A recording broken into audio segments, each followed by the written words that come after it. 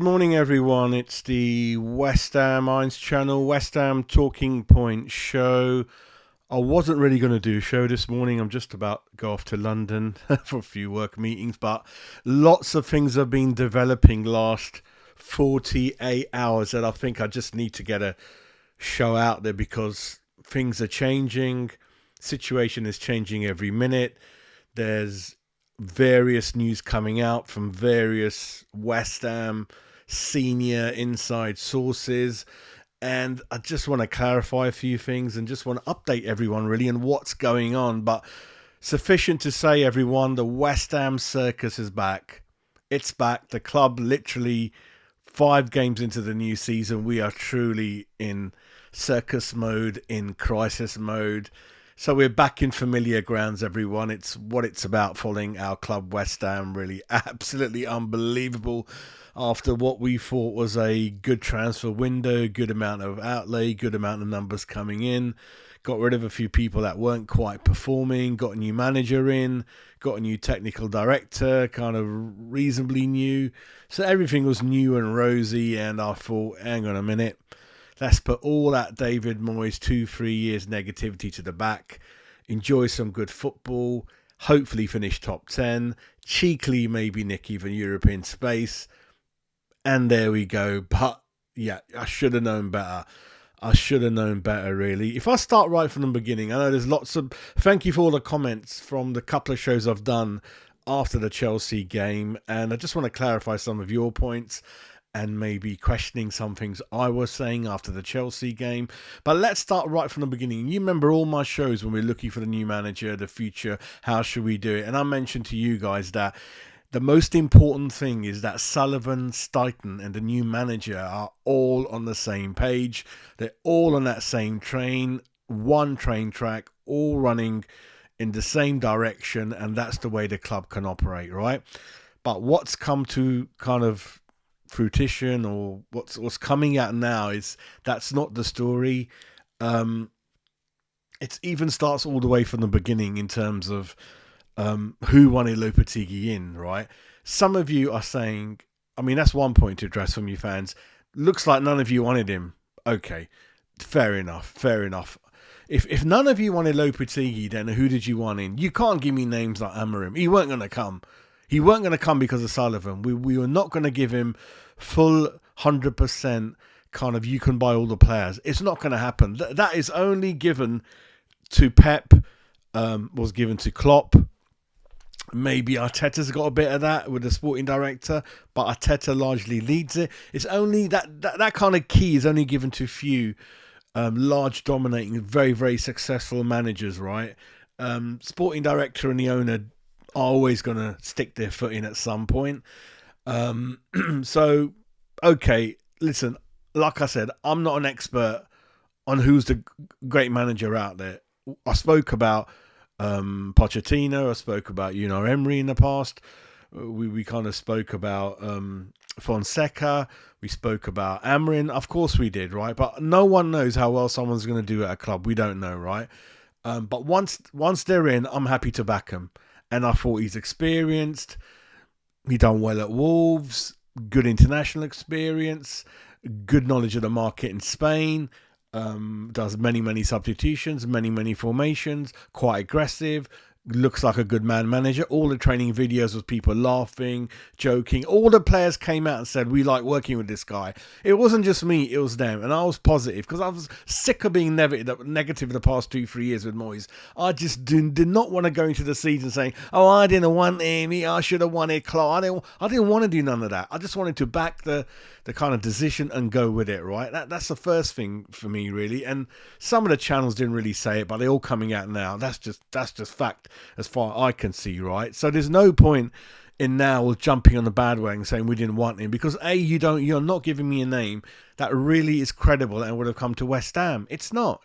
We don't know, right? All we can say is, okay, they should have done the due diligence, and looks like what the truth is, coming from a very good source this morning, is that Tim Stuyton was in all the interviews all the meetings regarding the appointment of Lopetegui, and he was fine with it. He signed off on it. He's fine with it, right? And now he's going to the media and saying, "Oh, he wasn't my first choice." Then he was kind of digging Moyes out a lot of the things, and what's coming to light through J-Lo's side, from one or two people he knows, he's saying he didn't hardly buy any of the players this summer, and he's fucked off with it. Right, so I think he's just saying perhaps that Somerville is the only one that's coming he wanted, and he didn't really want any of the others. So, so on that front, it's not Lopetegui's fault. Stein and Sullivan got to look at themselves. But like I said, people like Tim Stein coming on the pitch when we're winning, I'm not sure about this guy. You know, I mean, he's bought a few players. It's worked out. Some of them it hasn't. But then I don't understand his coaching role. You guys say, it works brilliant at Brighton, works brilliant at Chelsea, works brilliantly at Brentford. It's very different situations, right? The Chelsea model is ridiculous. It's £1 billion with 60 players, so they can continuously just keep wasting money. Don't even bother looking at Chelsea, and according to their high standards, they've done shit. What's Brighton and Brentford's philosophy, ambition? It's to stay in the fucking division, right? Brighton have stayed, whether you like it or not, they've stayed around that whatever lower mid, upper mid table. And they're not going to do anything much more than that and just keep selling. And if you like that model, good luck to you, because West Ham fans won't like that long term. Trust me, they will not like, especially selling your good players or regularly. They will not like that, right? Brentford is the same. As long as they're in the top division, they don't really give a shit. So I don't think we really should look at that. Of course, they've got a great model, great scouting system, a great software they use to hire coaches and players. Good luck. West Ham, I'm a bit traditionalist. I want a manager with a West Ham DNA of playing good football, attacking football, and is allowed to, more often than not, buy the players he wants. And I think, Sheshu, what's not fucking working now is that even appointing the manager, owners like saying, I wanted him, and then Tim Stein saying 1 minute he wanted him, 1 minute when it's not going bad, I didn't fucking want him. That's not a good show. That's not a good show, right? And then the manager, through his sources, is saying, I didn't fucking want half the players, right? And then on top of that, the manager has got a few things. The tactics are all fucking wrong. He's trying to do too much too quickly. And I was right as well when I was saying it definitely looked like in the first half the players were not trying. But then equally, after listening to a few things, that equally you should be able to understand, they didn't know what they were doing either. So it did look like they didn't give a shit. They weren't trying. But then the bare minimum we could do is cover each other in defence, run around a little bit, make a bit of an effort. That really wasn't happening. So there's a shit show from everyone, right? Sullivan, he's never going to say anything to the press. He's the boss of everyone. He'll never go. He can sack Stein. He can sack J-Lo. No one's going to say much about him. He's the boss. If Tim Stein, Lopetegui directly say anything, Sullivan, they're fucking gone, right? So he's untouchable, right? But Stein, there's a few fucking concerns about him coming out now, right? And J-Lo's got similar fucking shit up his way. And this is not good. And it ain't looking good. I can't see it improving. And it's a West Ham circus again. There's Brendan Rodgers' names coming up. And a lot of you are going to say, I don't want him. I don't want that guy. I want winners. They're fucking not going to come to our club. So you got a choice. Either this shit show carries on and we get deeper and deeper. And forget fucking Europe, mate. Forget that, right? And look forward to perhaps kudos. There's lots of issues. Bowen's captain. He's done fuck all. A lot of those players are worse than last season. Blame who you want, right? And we've just got to just talk about the bare facts, right? And I don't like people acting smart and saying, I didn't want certain players that are failing now. I wanted it. Always fucking easy to say that, right? When it's happened. Just talk about facts. And the facts are that Stein is doing things too much, I think, for my liking. J-Lo, I know he signed up for the deal, but he don't fucking like it now. But maybe J-Lo thought he'll buy half the players, but he reckons they're fucking all Tim Steins now. Full Krieg, he ain't going to work out for him. Ain't going to work out for him. Somerville's good. Why is it taking so long for him to come in? Then I fucking read yesterday, a podcast ex-employee, Todibo had a serious car crash when he was young. He couldn't fucking make it up. So we've got rid of, what's his name, Zuma with dodgy knees. We buy another centre-half of, it's going to be proposed 35 million, 30 million. Serious car crash when he's fairly young. Takes him ages to get match fit. Takes ages for him to recover from anything. And we fucking near enough going to end up stitching ourselves up. And then there's rumours that he's not tough enough. They don't reckon he's ready. What the fuck is going on at West Ham? What the fuck? And the bare minimum things that are fucking me off the most is we haven't got a striker again. We don't have a fucking fully functional, acceptable, half decent to the system, to the club striker again. You couldn't fucking. I know we laugh at Chelsea not having a striker. They fucking had one the other week. Do you know what I mean? It's getting really, really mad. It's a circus. It's circus on the pitch, the way the players are playing. It's a circus of the tactics. It's embarrassing watching. I love a bit of enthusiasm from Lopetegui. It's just fucking over the top now. Stighton's like snidely washing his hands off the shit. J-Lo's washing his hands of the shit. Who's suffering? The fucking fans, mate. I fucking gave up my 3 season tickets a couple of years ago. Fucking glad I did. I kind of go now and again. I'm due to go to the Ipswich game next. The one I went to this season was Bournemouth. That was a shower of shit as well.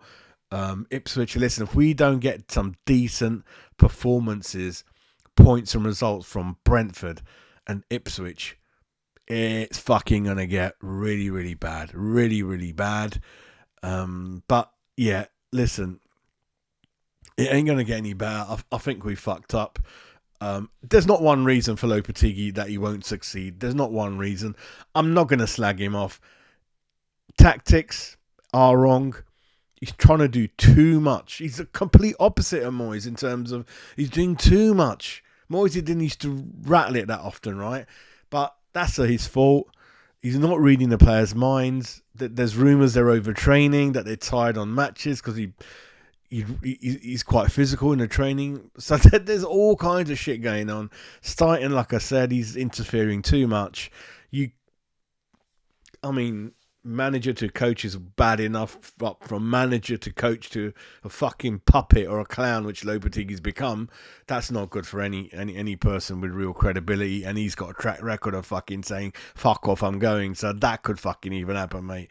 And the Brendan Rodgers things are fucking bubbling quite deep. I think there's interest in him from Sullivan for good many years, right? But I don't want to really talk about Brendan Rodgers in this. It'll be too many topics in one show. We'll talk about that for another show. But sufficient to say that everything I said last 2 shows is correct, because did the players look like they were trying? It didn't. Why? Because it's partly they don't like the roles. They're not familiar with it. The manager's not reading them well. He's forcing it down their throats. That's why you're getting a result like that. Kudos is worse off. Bowen is worse off. Bowen is the captain's not performing. Right? All those things. And then Stighton's buying all the players, which I think is fucking out of order. Lopetegui, obviously, he's got a hump. And then, obviously, all the way back, Stighton saying, I didn't want Lopetegui in. I think more enough in those words. That ain't fucking healthy for no one. So it's all fucking gone pear-shaped. The train, the car, call it fucking what you want. Jumbo jet is running in all directions. The wheels are fucking coming off. It's a fucking crisis. It's not looking good. It ain't going to work out for Lopetegui now, I feel. It's another season fucking wasted. Forget any cups. Forget any trophies. Forget any fucking European football. Jazz is back. The miserable fucker's back. Shouting, swearing. I'm fucking back.